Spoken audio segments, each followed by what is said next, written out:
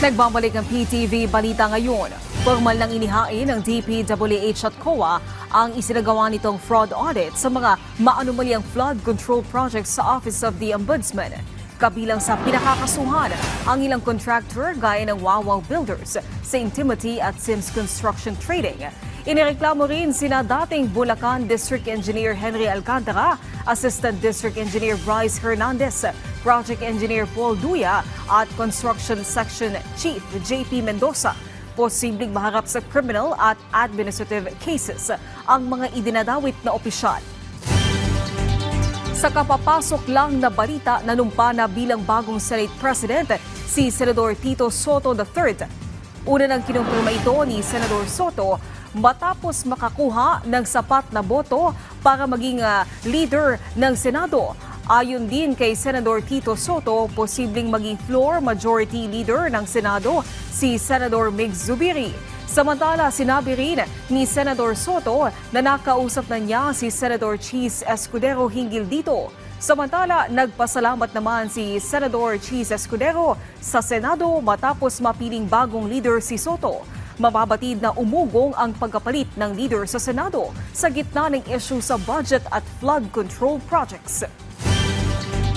Mariing pinabulaanan ni House Speaker Martin Romualdez ang aligasyon ng mag-asawang Diskaya. Giit ng House Speaker, malisyoso at wala siyang kinalaman sa sinasabing anomalya sa flood control projects.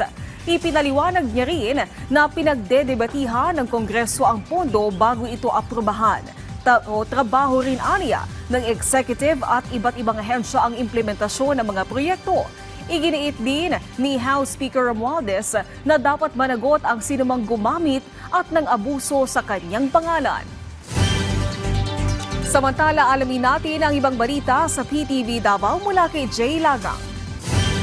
Mayong adlaw, nasakmit sa kapulisan ang kapin 15 million pesos nga kantidad sa smuggled cigarettes dungan sa pagkasikop sa unom ka individual atol sa routine checkpoint operation sa Barangay Panatan, Pigkawayan, Cotabato netong Setyembre 4 ning tuiga. Sumala sa Pigkawayan Municipal Police Station, gibanabanang ana sa kapin 300 ka kinarton nga smuggled cigarettes ang nasakmit gikan sa duha ka 10-wheeler trucks nga gikan pa sa Zamboanga, Sibugay ug paingon unta sa Cotabato ug Davao Region. Nakitaan sa mga otoridad ang mga kinarton sa imported cigarettes nga gitago ubos sa mga sako sa uling. Nasayran nga ang unom ka mga dinakpan mga residente sa Zamboanga, Sibugay ug Ozami City.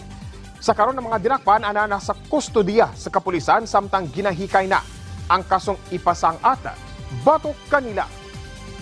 Paspas nga giplastar sa lokal nga kagamhanan sa Davao City pinaagi sa City Social, Welfare and Development Office ug sa City Health Office ang ilang serbisyo alang sa mga nasunugan sa Barangay 23-C, Mini Forest, Davao City. Kinialang sa profiling sa kapin 110 ka pamilya nga apektado sa sunog. Nga nahitabo pasado alas 2 sa kadlawon ning adlaw nga Lunes, Setyembre 8 ning tuiga. Sa report sa Davao City Police Office, mukabat sa kapin kulang sa 60 kapanimalay ang ugdaw sa kalayo. Gipapundo sa puna sa Mini Forest Gym ang mga nasunugan samtang ginatunulan sa mga nag-una nilang panginahanglan sa tabang sa nagkaniyang ahensya sa gobyerno. Ug mokato mga nagunang balita dinhi sa PTV Davao. Ako si Jay Lagang. Mayong adlaw. Daghang salamat Jay Lagang. At yan ang mga balita sa oras na ito. Para sa iba pang update, i-follow at i-like kami sa aming social media sites sa @PTVPH. Ako po si Naomi Tiburcio para sa Pambansang TV sa Bagong Pilipinas.